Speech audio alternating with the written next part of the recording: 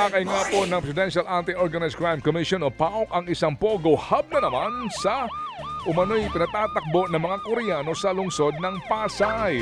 Ayon po kay PAOK spokesperson Winston Casio, nag-ooperate sa basement ng isang hotel ang pogo. Nadiskubre sa mga nakabukas na computer set ang ilang online betting at online bank application. Patuloy pong investigasyon ng PAOK sa iba pang mga transaksyon na ginagawa ng Pogo Hub. Inaalam pa kung ilang Korean national at ilang pang dayuhan ang nasa likod ng sinalakay na illegal na Pogo. Nahihirapan naman daw ngayon ang Bureau of Immigration na tugisin ang mahigit 11,000 foreign Pogo workers na nandito pa rin sa bansa. Ayon po sa BI, mas pinaigting na nilang pagtugis at pagpapadeport sa mga dayuhang kanselado na ang visa. Pero nagbago na raw ang estilo ng mga ito dahil nagtatago na sila. Sa ngayon, marami sa mga dayuhan ang nagtayo ng maliliit na scam hubs. Gumagamit na raw sila ng mga laptop at pocket wifi para hindi basta mahuli. The challenge, DJ Chacha, is really those who are doing their operations sa mga smaller areas, mga condominiums, and yung mga gated communities na hindi po basta-basta nakukuha or napapasok ng law enforcement. Yan nga po ang tinig ni Bureau of Immigration spokesperson Dana Sandoval. Samantala, naghain po naman ng petisyon ng isang abogado nga po para himukin ang Korte Suprema na obligahin na ang Senado na simulan ang impeachment trial ni Vice President Sara Duterte.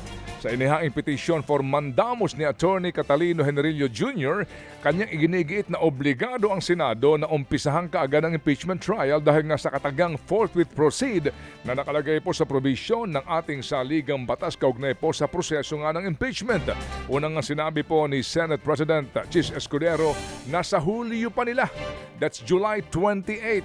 Opo, para ho daw mapagsimulan na yung paglilitis dahil Hunyo pa ang balik sesyon ng Kongreso at natapat pa sa panahon ng halalan. Samantala, mas pinaigting naman ng Pilipinas at ng Germany ang kanilang ugnayan sa larangan po ng defense at security.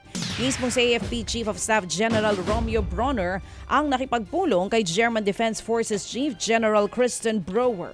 Sa sideline po yan ang idinaos ng Munich Security Conference sa Germany noong Biyernes. Sumentro nga ang pulong sa pagpapaigting ng interoperability ng militar sa dalawang bansa. Nangako rin ng Pilipinas at Germany na palalawakin pa ang joint training at bilateral exchanges ng kanilang mga militar. Hindi naman daw po sistema mismo ng Philippine Charity Sweepstakes Office o PCSO ang napasok ng mga hacker. Una nga pong lumutang ang issue ng sinasabing data breach matapos akuin ng grupong Philippines Exodus Security ang umano'y pagnanakaw nila sa mga datos ng PCSO, kabilang ang umano'y profile ng mga nanalo sa loto. Pero ayon sa investigasyon ng DICT, walang maipakitang matibay na ebidensya ang hackers na napasok nila ang sistema ng PCSO. Emails lang din daw ang napasok ng hackers kaya imposibleng malaman kung talagang may nakuha silang mga datos. Hindi na ho bago sa amin itong grupong to.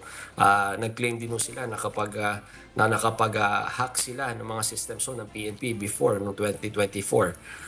But again, we go by the evidences they provide us, tapos tinitingnan ho namin if there's enough to move forward sa pagkakataong ho ito. Dahil mga email lang ho yung pinakita at saka yung mga hindi yung sistema ng pamahalaan natin. We don't have anything more to move forward with.